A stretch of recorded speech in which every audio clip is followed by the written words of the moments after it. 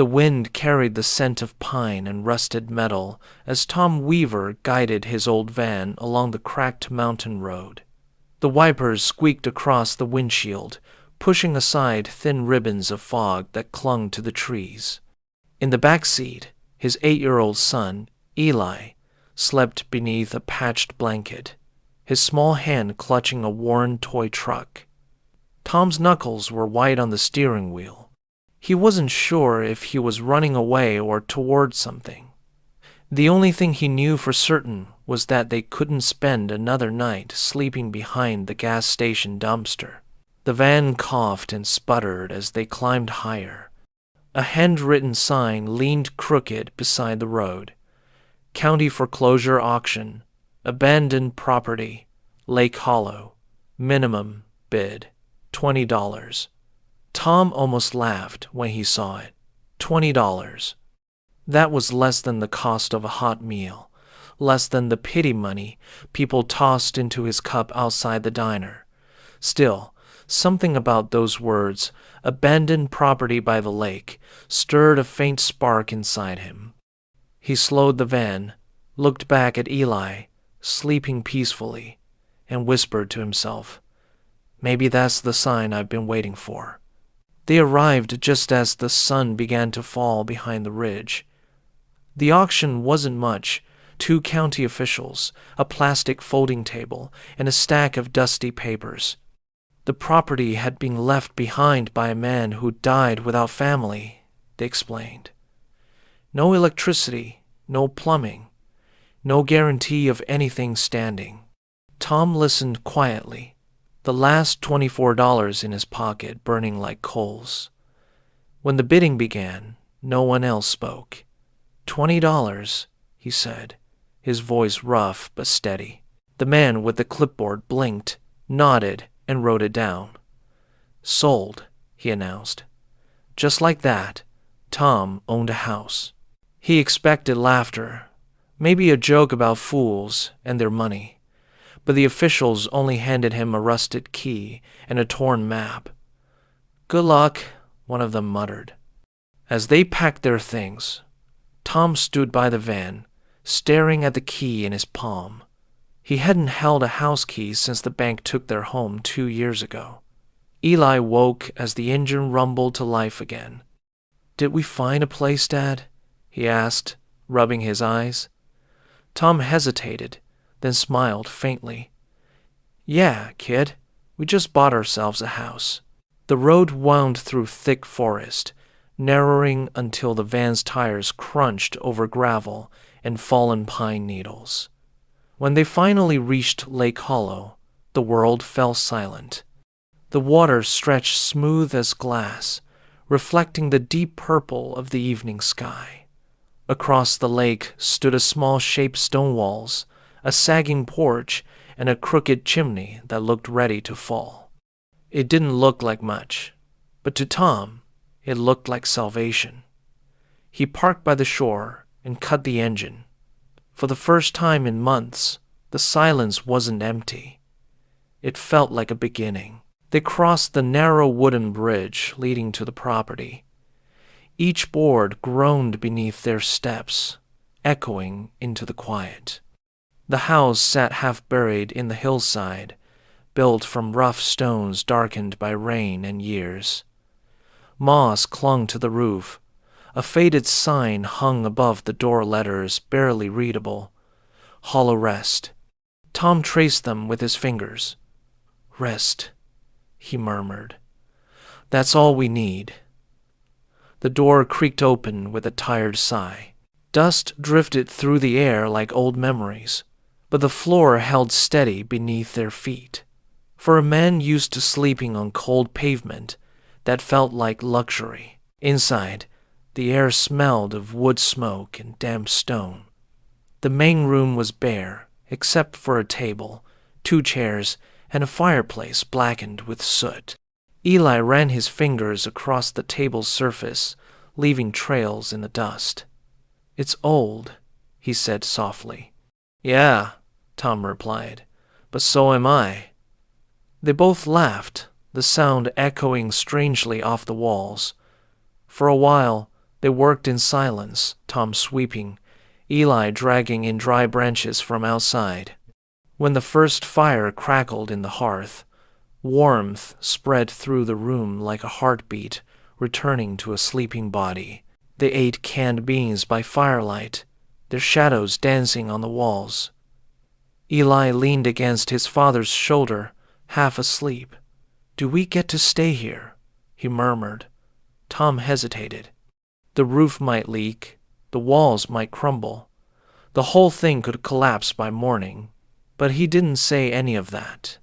Instead, he kissed his son's hair and whispered, "Yeah, Eli, this is home now." Outside, the lake shimmered faintly under the moonlight. Somewhere deep in the water, a ripple spread across the surface, though no wind stirred the trees. Tom woke before dawn to the sound of dripping water. For a second, panic gripped him, the kind that came from years of waking up in strange places, never knowing what danger might be waiting. But when his eyes adjusted, he saw it wasn't rain. It was condensation dripping from the stones near the fireplace. The air carried the faint scent of earth, almost metallic. He placed a hand on the wall. It was warm. "That's odd," he muttered. Outside, fog rolled across the lake, soft and glowing, like the world itself was breathing. As the morning light crept in, Tom found a small wooden box tucked beneath the hearth. It was covered in soot and bound with a leather strap. Inside were yellowed papers, old letters, receipts, and a photograph of a man standing by the same lake, smiling proudly. On the back was written, "To whoever finds this, take care of this place. It remembers kindness." Tom turned the photo over again and again. The man's face seemed familiar, though he couldn't say why. He tucked the picture into his jacket pocket, feeling an odd comfort he hadn't known in years. The next few days were slow and quiet. They patched the roof with scrap tin from the shed and cleaned out the fireplace chimney. Tom fixed the front door hinge, using nails scavenged from an old fence. Eli spent hours by the lake, stacking stones into little towers. Each evening, they cooked over the fire and talked about things they missed: hot showers, Mom's old guitar, the smell of pancakes on Sunday mornings. Yet every night, as the fire dimmed, Tom noticed something strange. The walls seemed to hum softly, almost like they were listening. At first, he thought it was just the sound of wind moving through cracks in the stone. But the rhythm was too steady, too deliberate, like a heartbeat buried deep beneath the floor. Eli noticed it too. "The house is purring," he said one night, pressing his ear to the wall. Tom chuckled but didn't correct him. In truth, the sound made him uneasy, though not in a bad way. It was as if the house had been waiting a long time for someone to come back, and now that they had, it was finally exhaling. One morning, they woke to find something written on the fogged window near the kitchen. 3 words, faint but clear: "You are safe." Eli swore he hadn't done it, and Tom knew he hadn't either. He wiped the words away, but when he looked again an hour later, they had reappeared. He stood there for a long time, his reflection blurred against the glass. Maybe it was moisture forming patterns. Maybe it was something else. Either way, he whispered a quiet, "Thank you," just in case someone or something was listening. The lake became their rhythm. They washed clothes by its edge, skipped stones, and sat quietly as the sun set behind the ridge. Some nights, Tom thought he saw faint lights under the surface, moving slowly like fireflies trapped beneath the water. Eli called them the lake streams. When Tom asked what he meant, the boy shrugged. "It dreams like people do," he said, "about who it used to love. Tom didn't argue. Somehow, that explanation felt right. The lake, like him, had seen too much loss and was just waiting to remember how to feel again. Days turned into weeks. The $20 house became more than shelter. It became their heartbeat. Tom found old tools in the shed and started repairing what he could. He replaced broken floorboards, mended window frames, and painted the front door a faded blue, just like the one from their old home. Eli painted a crooked sun beside it, declaring it luck. Every improvement made the house feel warmer, more alive. Neighbors from the nearest towns started to notice. Some stopped by with canned goods and blankets, curious about the father and son living by the forgotten lake. One evening, as Tom sat by the fire mending his boots, Eli looked up from his drawing. "Dad," he said softly, "do you think the house likes us?" Tom smiled. "Why wouldn't it?" "Because maybe it got tired of being empty," the boy answered.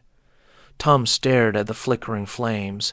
He thought of the photograph, the note, the hum in the walls. "I think," he said finally, "it's been waiting for someone who needed it as much as it needed them." Eli nodded and leaned closer to the fire, his eyes glowing with quiet wonder. That night, a storm rolled in from the north. Rain hammered the roof, wind howled through the trees, and thunder cracked across the lake.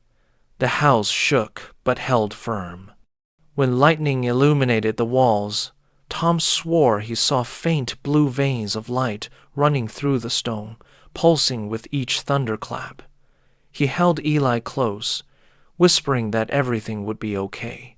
The warmth from the walls seemed to grow stronger, like arms wrapping around them. When the storm passed, the air was still and heavy with the scent of wet earth, and the hum had deepened. The next morning, Tom found something remarkable. Near the hearth, where he had discovered the old box, a new sprout had broken through the cracked stone floor, a tiny green shoot, impossibly alive, in the middle of the room. Eli crouched beside it, eyes wide. "It's growing inside," he whispered. Tom smiled and placed his rough hand gently around the sprout. "Guess this place really is alive," he murmured. They built a small ring of stones around it, protecting it like a promise. For the first time, Tom believed the house wasn't just shelter, it was healing them. That evening, as the fire burned low, Tom pulled the photograph from his pocket. He studied the man's face again, the stranger who'd once owned this home. Behind him, in the photo, the same sprout grew by the hearth, just like theirs. Tom turned it over and read the message once more. It remembers kindness. He set the picture beside the sprout and whispered, "Then remember us, too." Eli fell asleep in his lap, and Tom watched the flames until they blurred into light. The hum beneath the floor matched the rhythm of their breathing, steady, alive, and hopeful. Outside, the moon drifted high above the lake, its reflection shimmering like silver glass. The wind was calm now, carrying only the sound of night insects and distant water. Inside, father and son slept peacefully for the first time in years. The little green sprout by the hearth glowed faintly in the dark, its leaves trembling in time with the heartbeat of the house.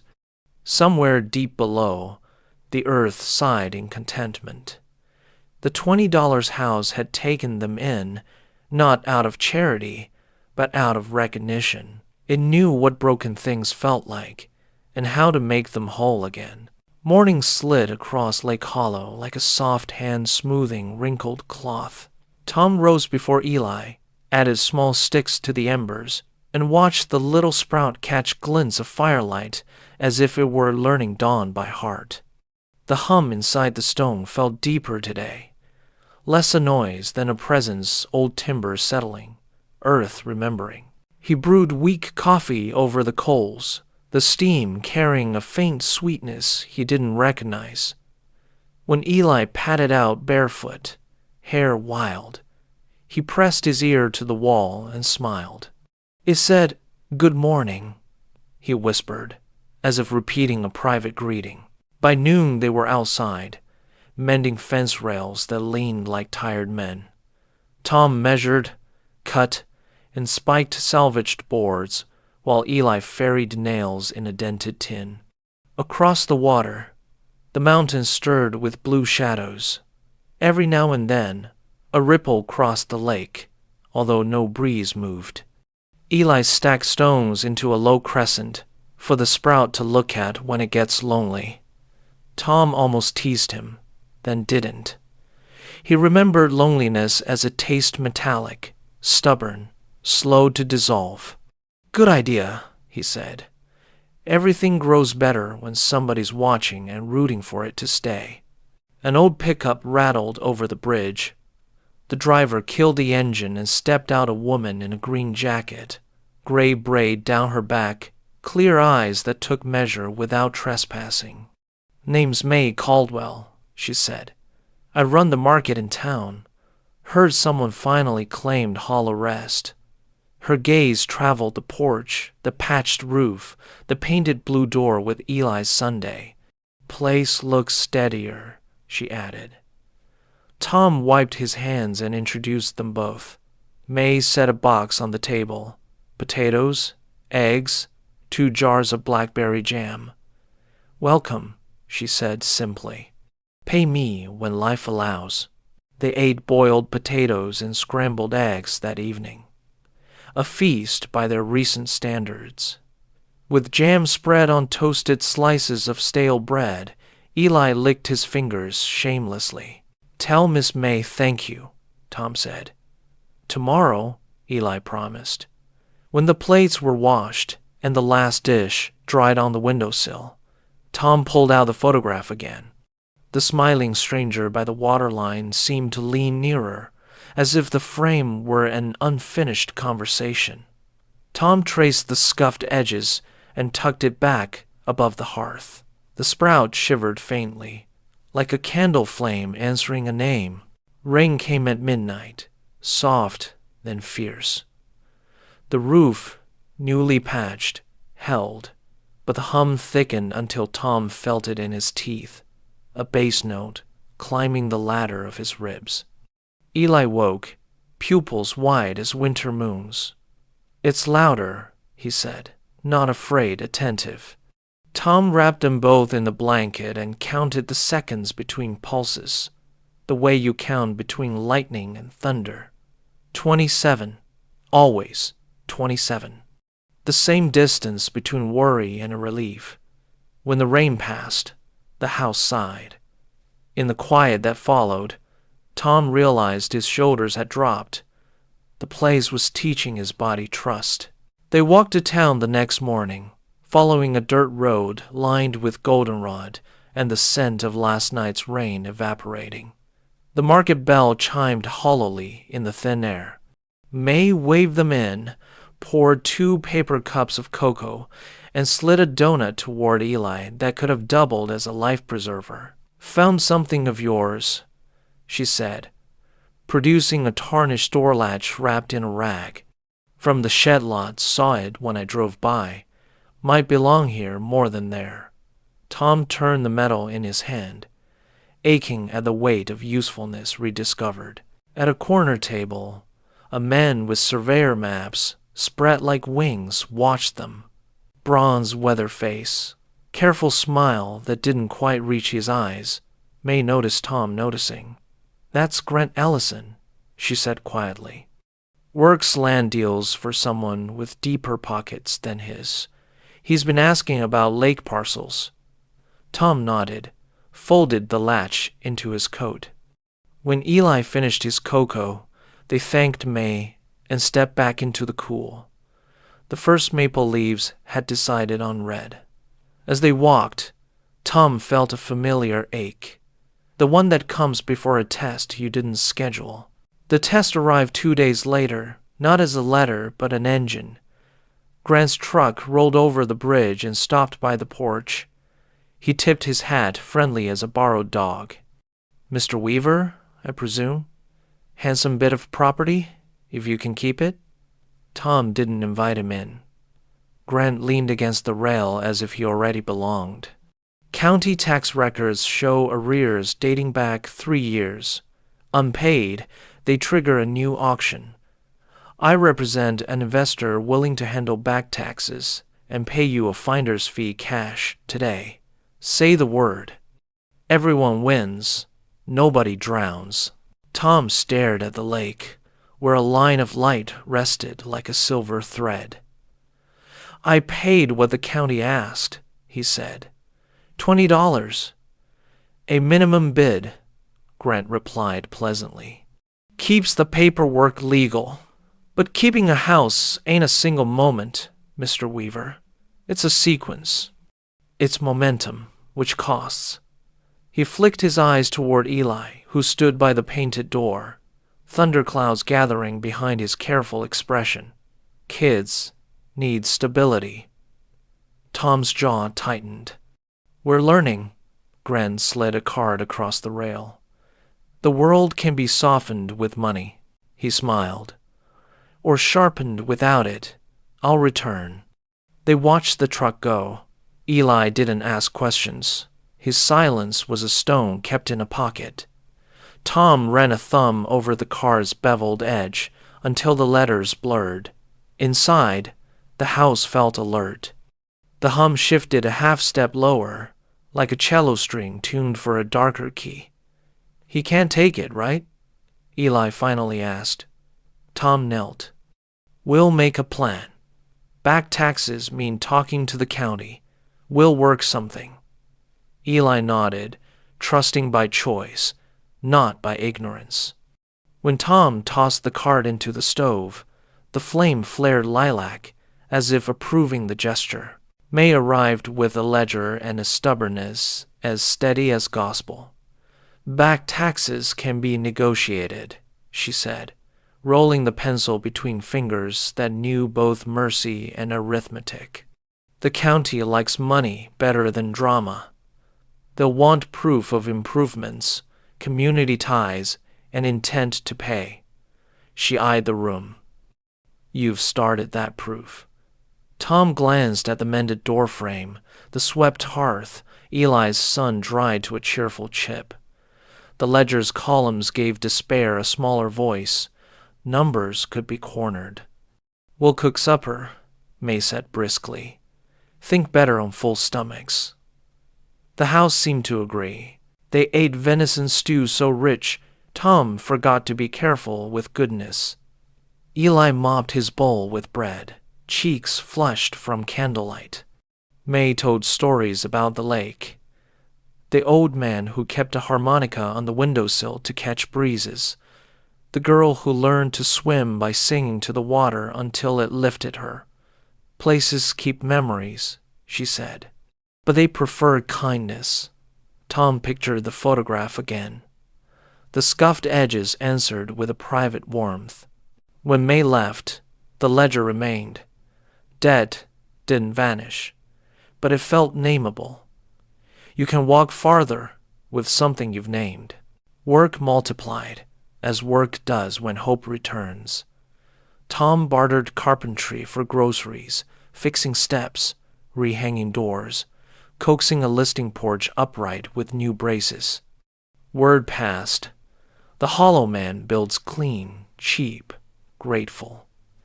Payment came as onions, soap, river stones with smooth centers that Eli hoarded like treasure. At night, Tom wrote amounts inside the ledger, the way sailors mark stars for later. Sometimes, when fatigue softened his guard, he spoke to the house. "I'm trying," he'd say. The hum would thicken, then gentler, like an old dog laying its head on your boot without making a speech. One afternoon, a school bus squeaked to a stop on the county road. Eli watched from the fence, shoulders pulled small. Tom felt a quiet twist in his gut. Stability had homework. Paperwork, too. He walked to the bus driver, a woman with a baseball cap, and the unbothered authority of someone who had kept storms in line. "We're living at Hollow Rest," he said. "I'm sorting documents. Could he start part-time?" She nodded. "Bring him tomorrow." Nobody fails for beginning in the middle. Eli's face brightened, then shadowed. "What if they ask where I live?" "Tell them, by the lake." The first day of school, Eli tucked the photograph inside his notebook like a talisman. Tom waited on the porch after the bus pulled away, hands restless without his helper. He repaired a sash, oiled hinges, swept the lint of months from behind the stove. By noon, the house smelled faintly of peppermint and iron. He found an old coat rack in the shed, its pegs carved like little birds. He sanded, varnished, mounted it by the door. When he stepped back, the pegs seemed to tilt their wooden heads, listening. "Welcome home," he said, surprising himself with how true it sounded. Eli returned carrying a paper crown and a new word, percussion. "It means hitting things nicely," he explained, demonstrating on the porch rail with 2 sticks. "Mr. Dahl says rhythm is just counting while you remember to breathe," Tom laughed. "That's life." Eli showed drawings, one of the lake, one of the sprout, one of a cranky-looking man labeled Grant with a speech bubble. "Taxes are hungry." Tom pinned it to the wall, a small act of ceremony. That night, the hum in the stone matched Eli's stick-tapping 27 beats, then a soft pause as if rhythm were the house's grammar. Grant returned with a folder and a new smile. "Deadlines approach," he said. "My investor's offer grows less patient but more generous." He tapped a page. "You'll lose quietly with me. Without me, it gets noisier." Tom said nothing, but the house did. A draft rose from the hearth like a steadied breath. Eli stepped forward. "We're keeping it," he said, voice even. Grant's eyes flickered toward the sprout, now 3 bright leaves and a stubborn stem. "You're sentimental," he told Tom softly. "That's expensive." Tom opened the ledger, slid it across. "I'm sentimental and counting. Come back when numbers finish." The storm that night was louder than conversation. Wind pounded the roof. Rain slapped the windows like urgent palms. Tom checked the braces, tucked towels under the back door, and stoked the fire until the room glowed. The hum rose with the weather, an underground choir, keeping time for thunder. When a gust found a loosened shingle, Tom climbed with a hammer and resolve. On the ridge, soaked and trembling, he nailed through fear, 19 beats to each breath. Below, Eli held the ladder, face brave as flint. "Steady," Tom called. The house steadied too. Sometimes help is the platform itself. Morning brought a sky rinsed clean and a smell like the first page of a book. The roof had held, the ledger's arithmetic had moved, if only by inches. Eli presented 2 pebbles washed smooth by storm water, hearts revealed inside. "For luck," he said. Tom set them on the mantel beside the photograph. The sprout glistened, leaf tips beaded with silver, a tiny cathedral window catching Sunday. Tom brewed coffee and wrote, "We have enough to ask the county for a plan." As he lifted the cup, he felt it again, the quiet click when something invisible aligns and says yes. They walked to town hand in hand, ledger tucked under Tom's arm like a living document. May met them on the courthouse steps, and together they stitched a payment plan from stubbornness and courtesy. It wasn't easy, but it held. When they returned at dusk, The lake balanced a single star on its surface, unbroken. Tom set the ledger by the sprout. Eli pressed his ear to the stone and listened. "It's humming, thank you," he whispered. Tom believed him. He lay down by the fire and let the rhythm gather him. The house, patient as tide, hummed them both to sleep. Winter arrived quietly, the kind that doesn't announce itself with snow, but with a stillness so complete it changes the sound of your own breathing. The lake froze along its edges, and smoke rose from the house like an exhaled prayer. Tom patched every crack he could find, lined the windows with blankets, and built shelves for the jars May had given them. Each night, they sat by the fire reading from the old ledger. Not numbers this time, but stories. Eli had begun to write their own at the back. How a $20 house learned to love people again. Tom sometimes caught himself smiling for no reason. He'd wake before dawn, listen to the slow hum through the floorboards, and feel it sync with his pulse, like the heartbeat of something larger than both of them. It reminded him of church hymns he hadn't sung in years, low, steady, forgiving. Outside, deer prints lined the frozen shore, proof that life still passed quietly through their little world. The house, too, seemed to breathe warmth into their bones. For a man who'd once slept in a van counting spare change, peace now came not as luck but as earned grace. One evening, as frost webbed the windows, May arrived, carrying a sealed envelope. "From the county," she said, eyes twinkling. "Open it before my courage runs off." Tom hesitated, then tore it gently.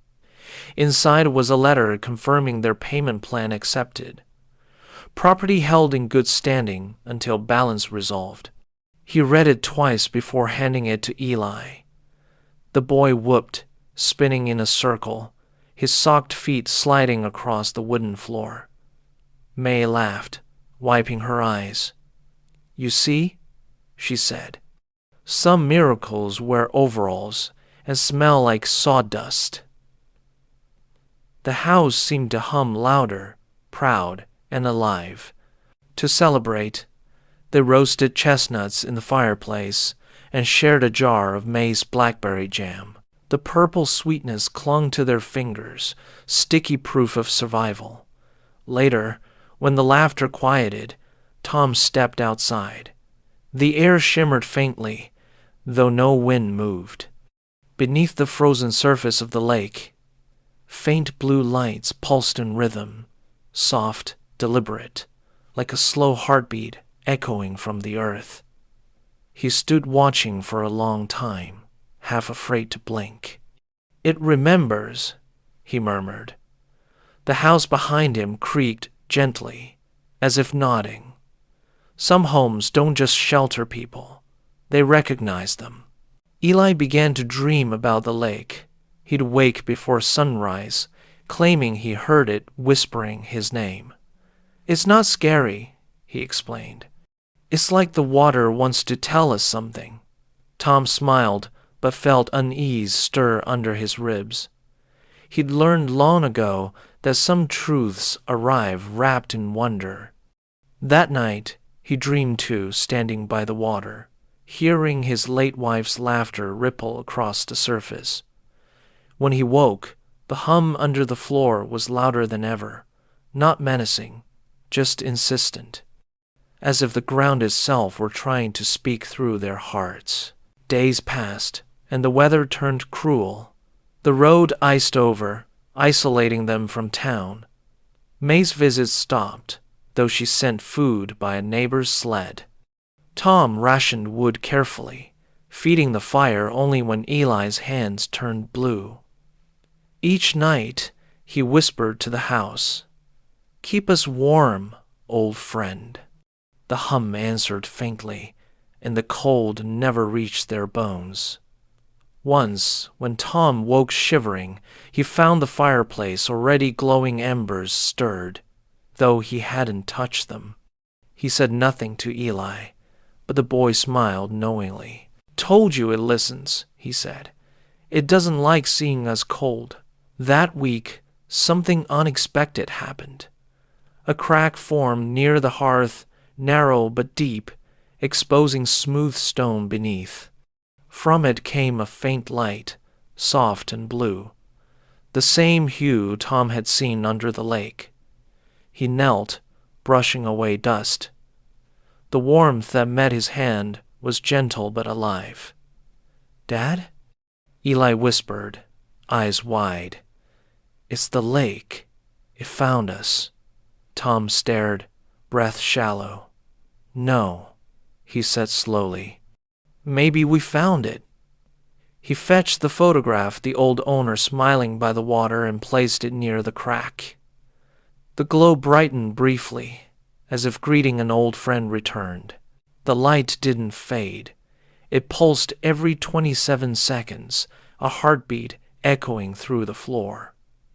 Eli began counting with each pulse, like a game. "It's saying something," he insisted. Tom listened, but heard only rhythm. Still, he recorded it in the ledger. Pulse consistent, 27 seconds apart, temperature stable, source unknown. The words looked too scientific for a man who'd stopped believing in anything measured, yet he kept writing, driven by curiosity and reverence. Sometimes, he imagined the previous owner watching from the photo frame, nodding in approval. Some discoveries belong not to scientists, but to survivors. Snow blanketed the lake that night, but the glow beneath it shone stronger, painting the frozen surface in faint silver blue. The crack near the hearth widened slightly, enough for a thin thread of mist to rise. It wasn't smoke or steam, but something gentler, like the breath of a sleeping animal. Eli sat cross-legged beside it, humming along. Tom almost scolded him, then stopped. The child's voice blended perfectly with the pulse, forming a melody simple and ancient. The hum softened, matching his tune. For the first time, Tom didn't feel like an intruder in the house. He felt chosen. By morning, the mist had condensed into droplets that glimmered on the stone like tears. Eli collected them carefully in an empty jam jar. "It's giving us something," he said. Tom smiled wearily. "Water, maybe." But when he touched a drop to his wrist, the skin warmed instantly. "Heat," he whispered. That night, they poured a few drops into the fire. The flames shifted to blue, burning longer and cleaner than before. Tom sat watching, stunned by the quiet generosity of it all. Some houses gave shelter. This one gave warmth from its own heart. As winter deepened, word of their home's resilience spread. Hunters and farmers passing through town spoke of the blue house by the lake, where fire never died and footprints in snow never froze. Grant Ellison heard the tales too. He arrived one icy morning, boots crunching on frost, face tight with determination. "Seems you've made quite the miracle, Weaver," he said. "Investors love miracles." Tom said nothing. Eli stood behind him, holding the jar of glowing water like a lamp. The sight made Grant pause. "You can't own wonder," Tom said softly. "You can only live inside it." Grant's gaze shifted to the glowing hearth, the gentle pulse echoing underfoot. "Whatever's down there, it's worth more than you imagine," he said. Tom shook his head. "It's not worth, it's worth too. This place gives because we listen." Grant scoffed. "Poetry doesn't pay taxes." "Maybe it pays something better," Tom replied. Grant left, but his thread lingered like a chill. That night, the hum grew restless, uneven. Tom pressed his palms to the floor. "Easy now," he whispered, as though calming a frightened horse. The vibration steadied. Outside, wind howled. but the walls held fast, anchored by belief. Eli fell sick soon after a fever that came quick and cruel. Tom tried blankets, tea, even the glowing water, but nothing eased the boy's burning skin. Desperation made his hands shake. "Stay with me, buddy," he murmured, wiping sweat from Eli's brow. The hum beneath the floor quickened, frantic, echoing his fear. Then, without warning, a soft blue light spread across the room, bathing everything in calm. The air vibrated like a lullaby. Eli's breathing slowed, his face relaxed, and within minutes his fever broke. Tom wept quietly, the house answering with a low, steady purr. When Eli awoke, his first words were, "It helped me." Tom nodded, unable to speak. The boy looked toward the hearth. "It said thank you." "For what?" Tom whispered. "For believing it wasn't broken," Eli answered simply. Tom looked around the room, the patched walls, the repaired floor, the living sprout, now tall enough to touch the mantel. Maybe everything needed belief to stay alive, even stone. He placed his palm on the wall and whispered, "We're not broken either." The hum deepened in response, like a vow sealed between man and home. Spring melted the lake in slow sighs. Eyes cracked like distant thunder, revealing the blue shimmer beneath. Birds returned, nesting in the eaves. The sprout by the hearth had become a small tree, its roots sinking through the stone. May arrived with her truck, astonished at the sight. "I don't know how you did it," she said, touching the bark. "It's growing from rock." Tom smiled. "Maybe kindness finds its own soil." She laughed, blinking back tears. "And here I thought you were just fixing doors." "Turns out," he said, "doors were the easy part. Hearts take longer." When Grant came one final time, he didn't smile. He carried papers and an official notice, though his hands trembled. "The county's calling for reevaluation," he said. "They want to study what's under this land." Tom looked past him to the lake, shimmering under sunlight. "You can't study a miracle by cutting it open," he said.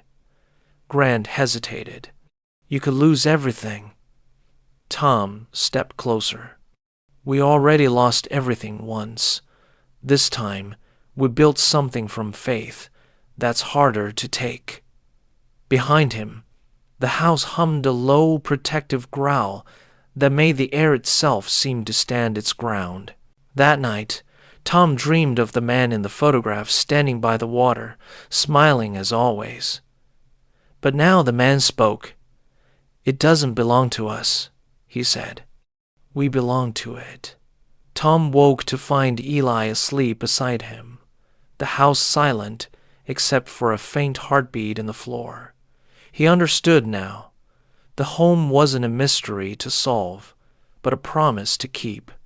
Every kindness, every repair, every whisper of gratitude had restored something deeper than walls. It had healed the wound between people and place. Months passed. The county's interest faded once the snowmelt flooded the road and their scientists found nothing but granite and groundwater. Grant stopped visiting. Life settled into rhythm again. Eli's laughter, May's deliveries, the hum like an invisible clock keeping them honest. Sometimes travelers stopped by to rest, drawn by stories of the blue-lit house. Tom always let them in. He never charged. "You can't sell peace," he'd say. The guests left with lighter hearts, often leaving something behind, a book, a coin, a story. The house accepted each gift with quiet gratitude. One summer evening, as fireflies painted the porch, Eli asked, "Dad, do you think the house will remember us when we're gone?" Tom looked at the tree by the hearth. its leaves glowing faintly in the firelight. "I think it already does," he said. "And maybe someday someone else will need it. Like we did. The house will know." Eli nodded thoughtfully. "Then we should leave it something to remember." He placed the photograph at the base of the tree, now fading with age, and whispered, "Thank you."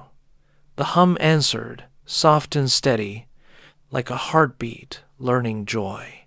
Years later, long after footprints faded and laughter became memory, Lake Hollow remained quiet. The house still stood, half stone, half heart, rooted in kindness.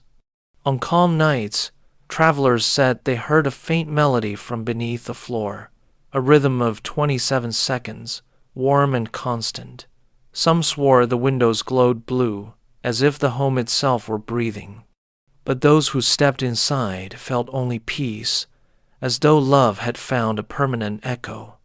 And on the mantel, carved faintly into the wood, 4 words shimmered in the light. "It remembers kindness still."